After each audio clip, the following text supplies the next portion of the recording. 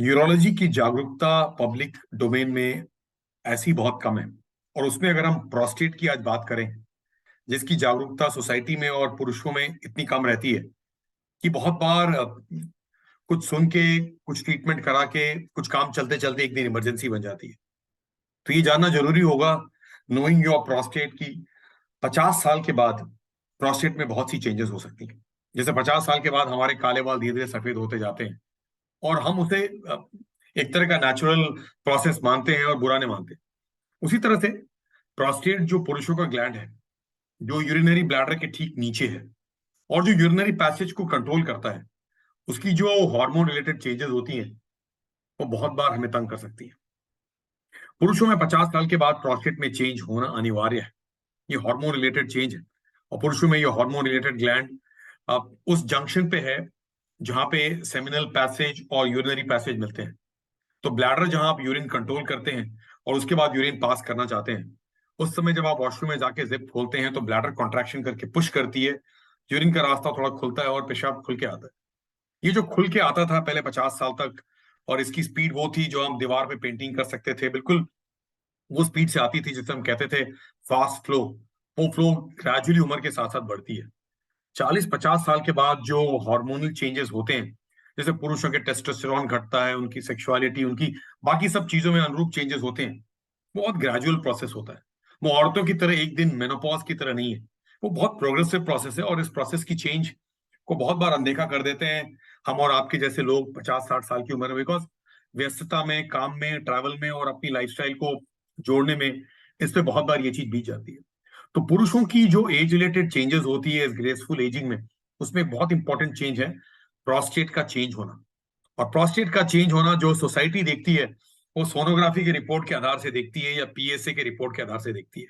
तो ये जागरूकता आप में आज लाने की जरूरत है सोसाइटी में कि प्रोस्टेट एक वैसा अंग है जिसके बीच से पेशाब जाती है। तो अगर मैं आपको दिखाऊं, तो ये है आपका यूरिनरी ब्लैडर जहां आप यूरिन स्टोर करते हैं, और ये रहा आपका प्रोस्टेट जहां पे यूरिनरी पैसेज है। और ये काला सा वो लाइन है जो मैं हजारों बार ड्रॉ कर चुका हूं, जो आपकी यूरिनरी पैसेज है। तो ब्लैडर में यूरिन जमता है और इस पैसेज से यूरिन निकलता है। अब ये पैसेज को प्रोस्टेट कंट्रोल करता है। तो ये जो अगल बगल सारा प्रोस्टेट है, ये जो प्रोस्टेट है, ये यूरिनरी पैसेज को कंट्रोल कर रहा है। और ये यूरिनरी पैसेज प्रोस्टेट के बीच से जाती है। पॉसिबल है कि जैसे जैसे प्रोस्टेट उम्र के साथ साथ चेंज होता है, ये अंदर की डायरेक्शन में बढ़ के इस पेशाब के रास्ते को ब्लॉक कर सकता है। तो ये जो पतली सी ब्लू लाइन आपको दिखाया मैंने, ये पेशाब की लाइन, जैसे यूरेथ्रा कहते हैं, प्रोस्टेटिक यूरेथ्रा, ये ब्लॉक हो सकती है। और इसका ब्लॉक होना ऑलमोस्ट अनिवार्य है। अगर 50 साल में नहीं तो 60, 70, 80, 90 में हो सकता है। इसका मतलब हर किसी में प्रोस्टेट चेंज हो रहा है, शायद कोई बच ना पाए, भले ही 80, 90, 100 में हो, लेकिन ये ग्रेजुअली हो रहा है। तो जरूरी है क्या कि हम अपने प्रोस्टेट के बारे में जानें। और क्यों जानें? सिर्फ दवाई खाने से शायद बहुत लोग ठीक ना हो पाए, या हर किसी को दवाई की जरूरत नहीं होती है। बहुत लोग अपनी प्रोस्टेट को कंट्रोल में रख सकते हैं, प्रोवाइडेड वो अपने यूरोलॉजिस्ट से 50 साल के बाद एनुअल हेल्थ चेकअप के बाद मिल रहे हैं, या फिर अपनी कंप्लेंट्स को मिस नहीं कर रहे। तो उसके बारे में जरा बात करने की इच्छा होगी। तो पहला, सोनोग्राफी वो टेस्ट है जो एक ऑब्जर्वर, जो एक क्वालिफाइड ऑब्जर्वर सोनोलॉजिस्ट देखता है और एक साइज मेजर करता है। तो प्रोस्टेट की साइज नॉर्मली 10-15 ग्राम की होती है पहले 4 दशक में, और उसके बाद प्रोस्टेट की साइज बढ़ती जाती है, जो कहीं 10-15 ग्राम से 20, 25, 30, 40, 50, 60, 70, 80, 90, 100 वगैरह वगैरह इस तरह के ग्राम्स मेजर किए जाते हैं।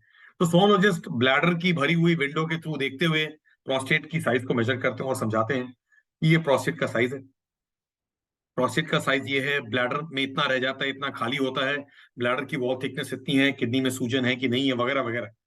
तो ये प्रोस्टेट एक स्टैटिक ऑर्गन है जो अंदर में ग्रेजुअली दशक बाय दशक चेंज होता जा रहा है। और होते होते ये पेशाब के रास्ते को अंदर से ब्लॉक भी कर सकता है। कहने का मतलब ये है कि बहुत छोटा प्रोस्टेट भी अंदर से रास्ते को ब्लॉक कर सकता है, और बहुत बड़ा प्रोस्टेट बहुत बार अंदर से रास्ते को ब्लॉक न भी करे। तो अभी बताने की कोशिश कर रहा हूं कि प्रोस्टेट की साइज इतना मैटर नहीं करती है जितना हम शायद सोनोग्राफी में उसकी साइज को देख के डर जाते हैं। उम्र के साथ साथ प्रोस्टेट बढ़ेगी, उम्र के साथ साथ मेरे काले बाल सफेद होंगे, हम बच नहीं पाएंगे। तो 45, 50, 60 साल के बाद जो उम्र चेंज हो रही है, उसमें बहुत शनै शनै धीरे धीरे ये चेंज हो रहा है। और ये चेंज अनुरूप है ये उम्र के साथ चेंजेस, जिसमें हार्मोन की बदलाव और हो रही है, ब्लैडर चेंजेस हो रही है। तो अगर रास्ता अंदर से ब्लॉक होता जा रहा है तो बेचारा ब्लैडर पुश करके यूरिन खाली कैसे करे? ये जो प्रोसेस है, डायनेमिकली ब्लैडर का कॉन्ट्रैक्शन होना, रास्ता खुलना और पेशाब निकलना, ये दशक बाय दशक चेंज हो रही है। और इस चेंज को बहुत बार हम पहचान जाते हैं।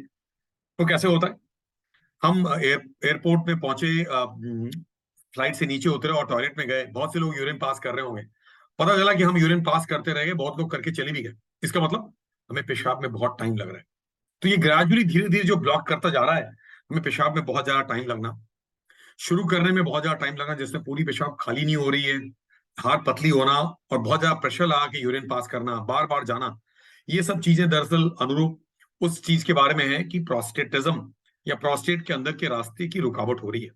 और ये हम सबको दिख रहा है, किसी को कम, किसी को ज्यादा, कोई ज्यादा आगे जा चुका है पड़ाव में और उसको पता है कि रुकावट काफी ज्यादा दिख रही है।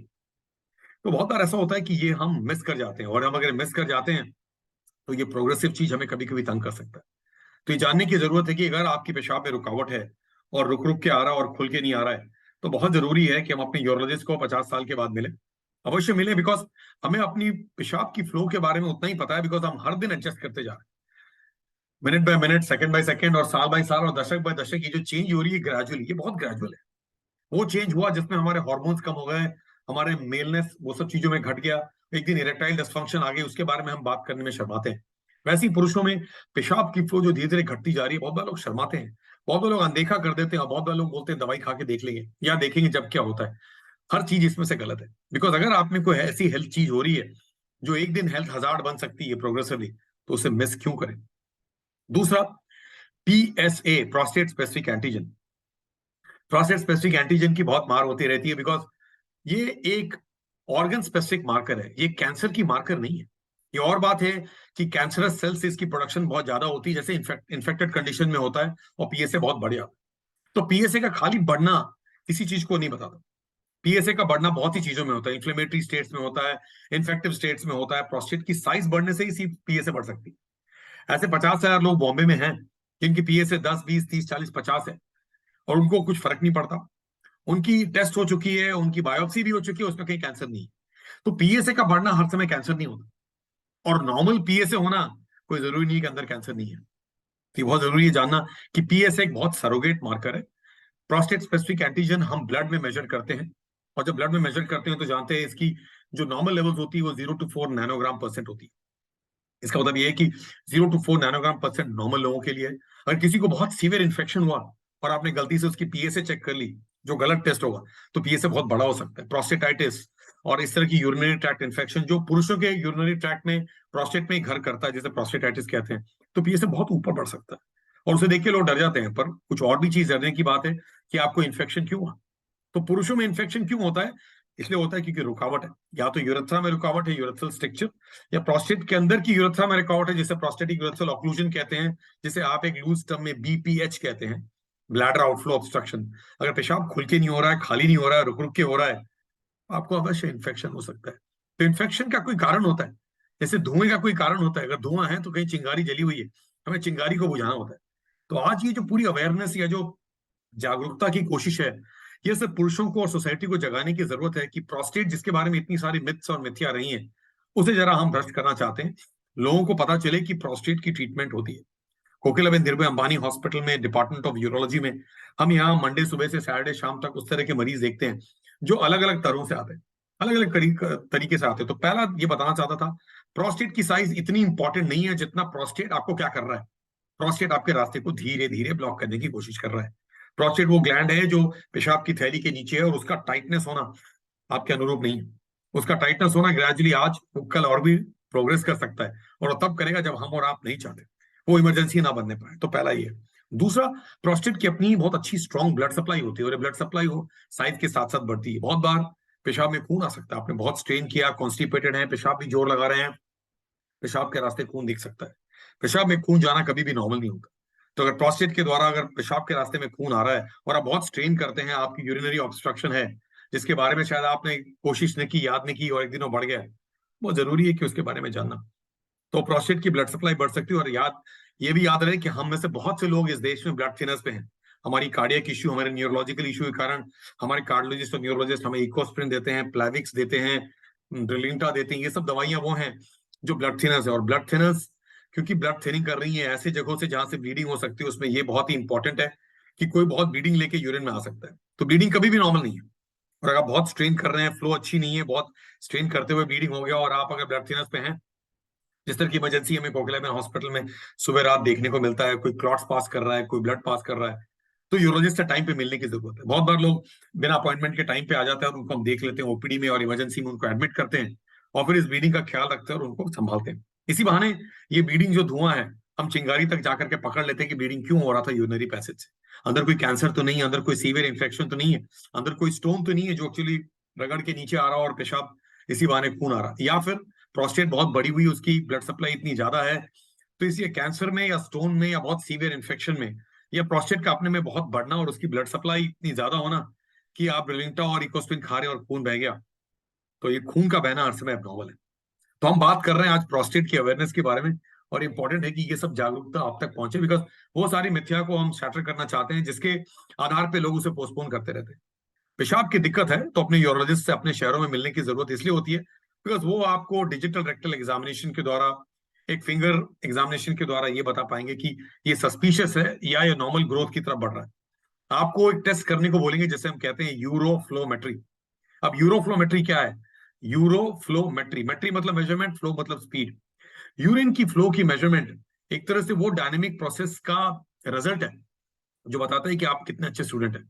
अगर आपको देखना है कितने अच्छे स्टूडेंट हैं तो हम आपको एग्जाम में भेजते हैं और आपकी रिपोर्ट कार्ड आपके बारे में सब कुछ बताती है। आप कितने अच्छे स्टूडेंट हैं, आपकी रिपोर्ट कार्ड क्या है। अगर हमें अपने हार्ट के बारे में जानना है तो हम ईसीजी कर लेते हैं, पता चल जाता है हार्ट किस हालत में है, और अकॉर्डिंगली वो पीक्यूआरएस कॉम्प्लेक्स हमें बताती है कि हमें और क्या करने की जरूरत है। उस समय नहीं जब छाती में दर्द हो तब हम ईसीजी करें, वो देर हो जाता है। हम उस समय यूरोलॉजिस्ट से ना मिले जब हमारे पेशाब बिल्कुल बंद हो गया या बिल्कुल कगार पे है जहां रुक रुक के ड्रॉप ड्रॉप आ रहा है।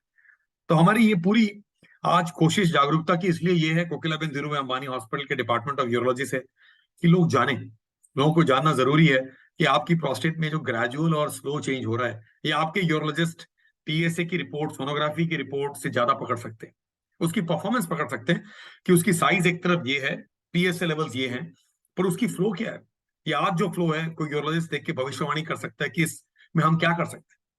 हम आपको दवाइयां दें जिससे पेशाब का रास्ता डायनेमिकली खुला रहे, प्रोस्टेट के साइज को ग्रेजुअली श्रिंक करें, और आपकी ये जो फ्लो धीरे धीरे जो घटती जा रही है उसको हम रिवर्स करें, तो आपकी उम्र बढ़ती जाए पर आपकी फ्लो अच्छी होती जाए। ये जो चीज है एक यूरोलॉजिस्ट आपके लिए आपके शहरों में कर सकता है। तो क्यों ना इस मौके का फायदा उठाएं और इस प्रोस्टेट की जागरूकता को यूज करें। और अब जिस शहर में भी रहते हैं उस शहर में आपके यूरोलॉजिस्ट इंटरेस्टेड होंगे आप में, वो बोलेंगे आपको कोई यूरिन में प्रॉब्लम है क्या, तो आप बोलेंगे कोई प्रॉब्लम। तो पूछेंगे आप क्यों हमसे मिलने आए, बोले हम प्रोस्टेट की जागरूकता के बारे में सुनते हुए 50 साल के बाद प्रोस्टेट की हेल्थ चेकअप के बारे में जाना। तो वो अपने में एक हेल्थ चेकअप है जो बहुत ही फोकस्ड हेल्थ चेकअप है, जिसमें प्रोस्टेट की साइज के बारे में हम अवश्य जानेंगे क्योंकि आप सोनोग्राफी करा के पहले ही आए होंगे, आप पहली पीएसए करा के आए होंगे। आज मॉडर्न पेशेंट पीएसए लेके आता है, पर ये सब टेस्ट हमारे जरूरत की होती है बिकॉज 50 साल के बाद जो चेंजेस है उसे हम कहीं ना कहीं पहचानना चाहते हैं, और उसके बाद उसकी चेंजेस को आगे किस तरह से हम थाम लें, रोक लें, रिवर्स कर लें, इस कोशिश में हम बहुत बार मेडिकल मैनेजमेंट करते हैं। तो मेडिकल मैनेजमेंट जो है जिसमें हम लोगों की पूरी प्रोस्टेट की प्रोग्रेस को रिवर्स कर पाएंगे, उसके लिए ये जानना जरूरी होता है कि आपकी यूरोफ्लोमेट्री कैसी है, आपका परफॉर्मेंस कैसा है उसी पैसेज के थ्रू जो एक जमाने में बहुत खुला पड़ा था और पेशाब फराटेदार आती थी, आज वो धीरे धीरे रुक रुक के आ रही है, आपको पता भी नहीं चल रहा है। आपको टाइम लगता है, लोग पेशाब करके चले जाते हैं और अभी भी आप पेशाब करते रह जाते हैं। ये सब के बीच एक बहुत इंपॉर्टेंट चीज है जो बताना चाहता हूं, और इसे हम कहते हैं प्रोस्टेट कैंसर। जैसे हर ऑर्गन में कैंसर हो सकता है, एक तरह की प्रोग्रेसिव चेंज के बाद ये कैंसर भी हो सकता है। देखा गया है स्मोकर्स में किडनी कैंसर होती है, लंग कैंसर होता है, नेजोफेरिंजियल कैंसर होता है टोबैको अब्यूज से। वैसे ही प्रोस्टेट कैंसर की भी लेवल थोड़ी ज्यादा देखी गई है, ओबीज लोगों में ये ज्यादा देखी गई है वगैरह वगैरह चेंजेस, पर कोई वैसे बहुत खास कार्सिनोजन आइडेंटिफाई नहीं किया गया है प्रोस्टेट कैंसर के लिए। तो प्रोस्टेट कैंसर हेरिडिटी हो सकता है, जिनके फादर्स को और ग्रैंडफादर्स को और उनके बड़े भाई को, उनके फर्स्ट डिग्री रिलेटिव्स को प्रोस्टेट कैंसर है, वो सब हमारे रडार में रहते हैं, जहां एक यूरोलॉजिस्ट आपको बहुत क्लोजली वॉच करता है आपकी पीएसए, आपकी डिजिटल रेक्टल एग्जामिनेशन से, और कोई सस्पिशन हो तो एमआरआई करके उससे देख करके अगर जरूरत पड़े तो बायोप्सी भी करता है। पर हम प्रोस्टेट कैंसर की जागरूकता इससे फैलाना चाहते हैं बिकॉज ये एक हार्मोन रिलेटेड कैंसर है। प्रोस्टेट कैंसर की मैं बात कर रहा हूँ तो प्रोस्टेट कैंसर उस तरह की सब्जेक्ट है जिसको हम बहुत बार डील करते रहते हैं, लोगों को समझाते रहते हैं। ये प्रोस्टेट कैंसर वो है जो लोगों को कोई स्पेशल आवाज करके नहीं आता, इसकी कोई स्पेशल सिम्टम्स नहीं होती, अगर आप खांसी कर रहे हैं तो लंग्स में कोई चीज है, अगर लूज मोशन हो रहा है तो मोशन पैसेज में कोई चीज है, अगर पेशाब खुल के नहीं आ रहा तो कोई रुकावट है, चाहे यूरेथ्रा में, चाहे ब्लैडर की कमजोरी में, चाहे प्रोस्टेट अंदर से ब्लॉक कर रहा है। पेशाब में खून आ रहा है तो शायद सीवियर इन्फेक्शन हो सकता है, या कोई स्टोन है, या प्रोस्टेट से या कहीं ब्लैडर से ब्लीडिंग हो रही है, या शायद कैंसर हो सकता है। बट प्रोस्टेट कैंसर का ऐसा कोई सिम्टम नहीं होगा। प्रोस्टेट कैंसर साइलेंटली आ सकता है, तो आपके यूरोलॉजिस्ट क्वालिफाइड हैं कि वो डिजिटल रेक्टल एग्जामिनेशन के द्वारा एक सस्पिशन रेज कर सकते हैं, बिकॉज उनकी इंडेक्स फिंगर क्वालिफाइड है। वो अगर दिन में 10 20 50 पेशेंट देखते हैं और सालों साल देखे आ रहे हैं, तो इसके बारे में सब पता है कि कौन सी प्रोस्टेट नॉर्मल की तरफ है फीलिंग में, कौन सी एबनॉर्मल की तरफ फीलिंग है। अगर कोई प्रोस्टेट एबनॉर्मल फील करता है, उसकी पीएसए अगर बढ़ी हुई होती है, तो हमारा काम होता है कि हम इसे टाइम पे पकड़ें। आज के जमाने में ये वो जमाना है जब आज से 10 20 30 साल पहले लोग हर समय स्प्रेड डिजीज लेके आते थे। आज इस जागरूकता और ऐसे जागरूकता के बाद लोग बिल्कुल टाइम पे आते हैं। तो कहने का मतलब ये है कि 50 से 70 साल के लोग वो हैं जो हेल्थ चेकअप कराते हैं, या जिनको यूरिनरी कंप्लेंट्स, वो अपने यूरोलॉजिस्ट से मिलते हैं, और इसी बहाने यूरोलॉजिस्ट एग्जामिन करते हुए डिजिटल एग्जामिनेशन करते हैं, यूरोफ्लोमेट्री देखते हैं, आपका पीएसए देखते हैं, आपकी सोनोग्राफी की रिपोर्ट भी देखते हैं, और एक तरह से आपको स्कोर करते हैं। आईपीएसएस सिम्टम स्कोर, आपकी जो कंप्लेंट्स है उसको देखते हुए आप कितने सीवियर प्रॉब्लम है, कितने मॉडरेट प्रॉब्लम है, और कितने माइल्ड प्रॉब्लम है। तो ये सिम्टम स्कोरिंग जो आपको शायद इंटरनेट पे भी मिल जाएगा, इंटरनेशनल प्रोस्टेट सिम्टम स्कोर, ये बताता है कि आप स्कोर में कितने सीवियर डिग्री पे हैं, और शायद अनदेखा हो गया, या शायद इग्नोर हो गया, शायद वो हमने हमें मिस कर गए, या हम दवाइयां खाए जा रहे हैं, आईपीएसएस सिम्टम स्कोर ज्यादा है और हम मिस कर जाएंगे। तो प्रोस्टेट कैंसर, मैंने बताया कि ऐसी कोई आवाज करके नहीं आती, लेकिन जब आती है तो आपके डॉक्टर आपको पकड़ लेते हैं और फिर देखते हैं कि आप कितने स्प्रेड डिजीज हैं, कितने लोकलाइज हैं। क्योंकि हम रोबोटिक कैंसर प्रोस्टेट की ट्रीटमेंट करते हैं, जिसमें रोबोटिकली हम जाकर के और 4 गड्ढों से प्रोस्टेट को बिल्कुल वहां से निकाल के पूरा ले आते हैं, और उसके बाद में ब्लैडर और यूरेथ्रा को जोड़ देते हैं। तो प्रोस्टेट कैंसर को लोकलाइज डिजीज में हम रोबोटिकली इस कैंसर को पूरा निकाल देते हैं। तो आज के जमाने में वो खोल के ऑपरेशन करने की जरूरत नहीं होती, बिकॉज मिनिमल इन्वेजिव सर्जरी में, बहुत हाई प्रिसीजन में, इस तरह की प्रोस्टेट कैंसर की सर्जरी हर हफ्ते हो रही है। हर हफ्ते मैं 1 2 ऐसे पेशेंट्स को ऑपरेट करता हूँ जो बिल्कुल लोकलाइज डिजीज है, और हफ्ते ऐसे 4 या 5 ऐसे पेशेंट देखता हूँ जो बहुत ही स्प्रेड डिजीज लेके आते हैं, उनकी डिजीज स्प्रेड हो चुकी है, उनको पता भी ना था।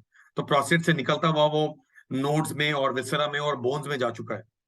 घबराने की उसमें ही बात नहीं होती, वहां भी हम उनको संभाल सकते हैं, बिकॉज मैंने शुरू में बताया कि प्रोस्टेट कैंसर एक हार्मोन रिलेटेड कैंसर है, और हम इसे हार्मोनली मैनिपुलेट करके इसको बिल्कुल काबू में रख सकते हैं, इसको डाउन स्टेज कर सकते हैं, तो क्वालिटी ऑफ लाइफ को बहुत इंप्रूव कर सकते हैं। पर मैंने बताया कि प्रोस्टेट कैंसर भी रुकावट की तरह प्रेजेंट कर सकता है। तो ये बहुत इंपॉर्टेंट है कि अगर हमारी पेशाब खुल के नहीं आ रहा है, तो हम उसकी ट्रीटमेंट कराएंगे, और कराते कराते यूरोलॉजिस्ट हमें एग्जामिन करेंगे और आइडेंटिफाई करेंगे। जिनको प्रोस्टेट कैंसर की सस्पिशन होती है यूरोलॉजिस्ट के द्वारा, उनमें हम बहुत स्पेसिफिक टेस्ट करते हैं। ऐसा ना कि सारी दुनिया के टेस्ट करते रहे, हम बहुत फोकस्ड हैं एक स्पेशलाइज सब्जेक्ट में, ये देखने के लिए कि मरीज क्या कंप्लेन लेके आता है, उनकी अर्ली पॉइंटर्स उनकी इन्वेस्टिगेशन में क्या है।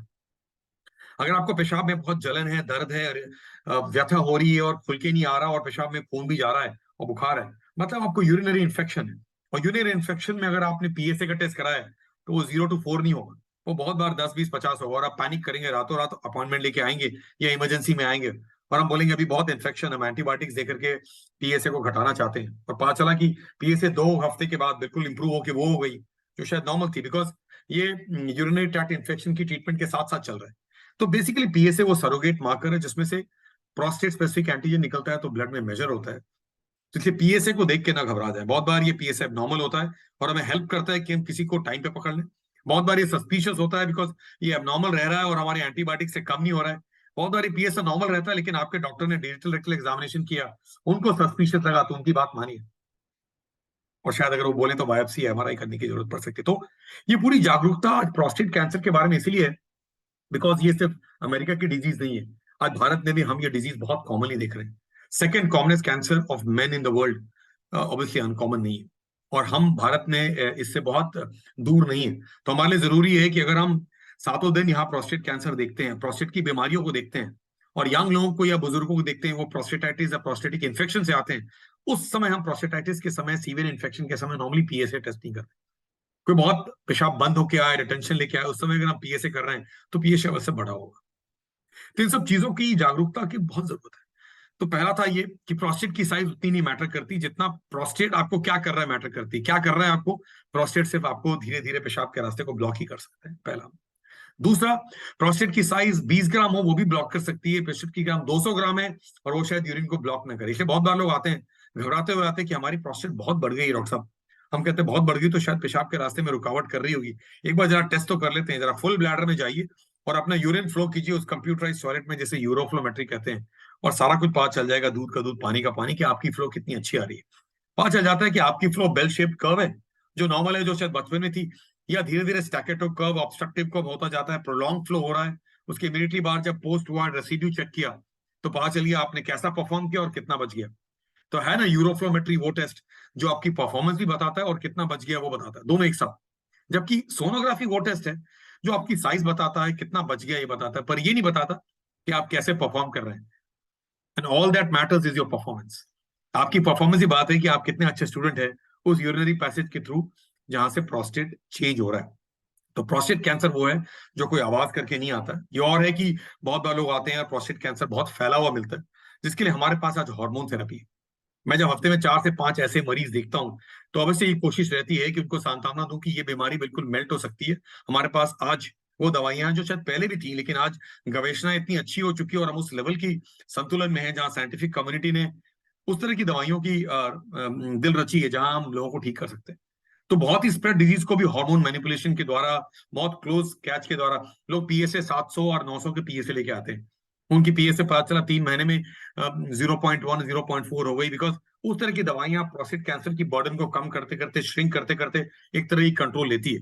वो कंट्रोल शायद क्योर ना हो, लेकिन वो कंट्रोल ऐसा है कि आपकी ट्रीटमेंट हो चुकी, आपके बहुत से फैक्टर्स संभल गए, आपका बोन पेन घट गया, आपके लिम्फ नोड से डिजीज हट गई, आपकी प्रोस्टेट में रेसिडुअल कैंसर रह गया, और बहुत बार ऐसे कंडीशन में आपको मैनेज कर सकते हैं। एक जमाने में, और आज भी शायद गोल्ड स्टैंडर्ड न हो, तो बहुत ही वर्सेटाइल, चीप और अच्छी ट्रीटमेंट स्प्रेड कैंसर प्रोस्टेट के लिए टेस्टिस का निकालना होता है, जिसे हम कहते हैं बायलैटरल ऑर्किडेक्टोमी।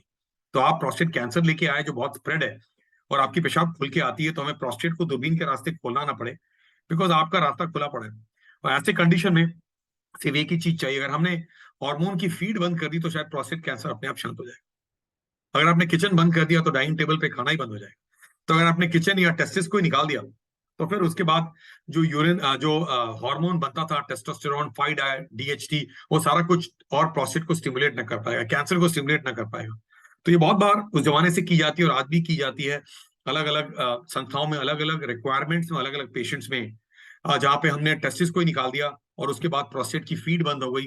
तो ये उन लोगों में जो बहुत बुजुर्ग हैं, जो बहुत ही प्रोग्रेस डिजीज लेके आए हैं, जो बहुत ही सिक हैं और जिनमें हम बहुत कुछ नहीं कर सकते, डिजीज को रिटार्ड करने में ये सबसे फास्टेस्ट ट्रीटमेंट मानी जाती है और ये सेलेक्ट लोगों में की जाती है।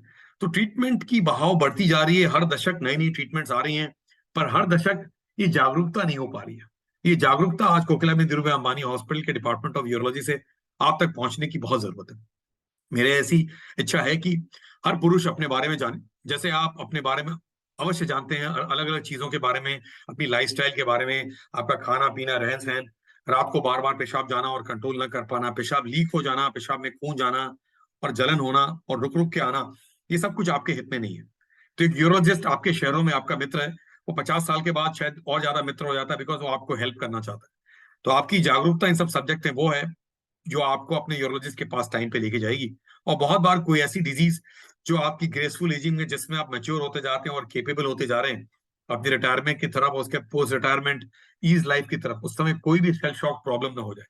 इसलिए आज ये जागरूकता की बहुत जरूरत थी। इस मंच से हम बस यही विदा लेते हैं, पर ये बहुत जरूरी है कि प्रोस्टेट की बीमारियों को अनदेखा ना करा जाए। दवाई सिर्फ खाते रहें और पेशाब खुल के नहीं आ रही है फिर भी दवाई खाते जा रहे हैं तो एक दिन इमरजेंसी बन सकती है। पेशाब में खून जा रहा है, जलन हो रही है, खुल के नहीं आ रहा और फिर भी वेट कर रहे हैं, वो गलत हो सकता है। आपके यूरोलॉजिस्ट क्वालिफाइड हैं सिर्फ पीएसए का रिपोर्ट देखने में नहीं और अल्ट्रासाउंड रिपोर्ट देखने में नहीं, लेकिन ये भी डायग्नोज करने में, उस जिक्सॉ पजल में, कि ये सब कुछ क्या बताता है। तो उनको ये मौका दें कि 50 साल के बाद वो एक बहुत स्पेसिफिक प्रोस्टेट हेल्थ चेकअप आपके शहरों में, आपके हॉस्पिटल्स में, आपके यूरोलॉजिस्ट के द्वारा, जहां भी आप हो, इस चीज को ठीक कराने की कोशिश करें। बिकॉज ये हमने टाइम पे पकड़ा तो इसकी ट्रीटमेंट नहीं, क्योर कर सकते हैं, ताकि आपको फ्यूचर में प्रॉब्लम ना हो। ये और बात है कि ये पूरी सर्जिकल बीमारी, अगर रुकावट हो रही है तो कोई गंगा जल या कोई अमृत इसको ठीक नहीं कर पाएगा। कि और है कि दवाइयां आ चुकी हैं आज, वो दवाइयां हमें रिवर्स करती रहती है और हम रिवर्स होते रहते हैं। और इसीलिए हमें फॉलो अप करना, अगर हम मेडिकल मैनेजमेंट में, बहुत लोग दवाई खाते हैं, अच्छे हो जाते हैं, फिर गायब हो जाते हैं, फिर बहुत बड़ी प्रॉब्लम लेके आते हैं। तो मेडिकल मैनेजमेंट में अगर आप हैं प्रोस्टेट इश्यूज में आपको कोई अल्फा ब्लॉकर चल रहा है, कोई 5 अल्फा रिडक्टेज इनहिबिटर्स चल रहा है, कोई और इरेक्टाइल फंक्शन की ड्रग्स चल रही हैं, तो ये सब चीजों की एक फॉलो अप, उनके दवाइयों की एस्केलेशन, डी एस्केलेशन, ये कुछ सब कुछ आपके यूरोलॉजिस्ट के डोमेन में है। तो बहुत जरूरी है कि इस जागरूकता को अपने घर ले जाएं, और पिछले 20-25 मिनटों में जो भी कुछ आपने सुना है वो बिल्कुल घर कर जाए कि मैं एक पुरुष हूं, मेरी उम्र 40-50 साल की है, और 50 साल की बाद की उम्र है, मैं अपनी प्रोस्टेट की प्रॉब्लम को होने देना नहीं चाहता। तो ये जागरूकता आगे ले जाएं, और यूरिनरी कंप्लेंट्स को अनदेखा ना करें। आपके यूरोलॉजिस्ट आपके शहरों में आपका इंतजार करते हैं कि आप इमरजेंसी बना के ओपीडी या रात को 12 बजे ना आए या छुट्टियों के दिन ना आए। आपकी कंप्लेंट्स को या तो हेल्थ चेकअप के द्वारा कुछ इंसिडेंटली पकड़ा जाए और उसे टाइम पे पकड़ करके बिल्कुल ठीक किया जाए, ताकि फिर हम फुटपाथ पे ना जाए, हम बिल्कुल रोड की पगडंडी वहां रहें जहां हम बिल्कुल स्ट्रेट लाइन में मूव करते रहें। ग्रेसफुल एजिंग में हमारी बीमारियां ऐसी ना हो जो इसके हमें बारे में पता ही नहीं था। धन्यवाद।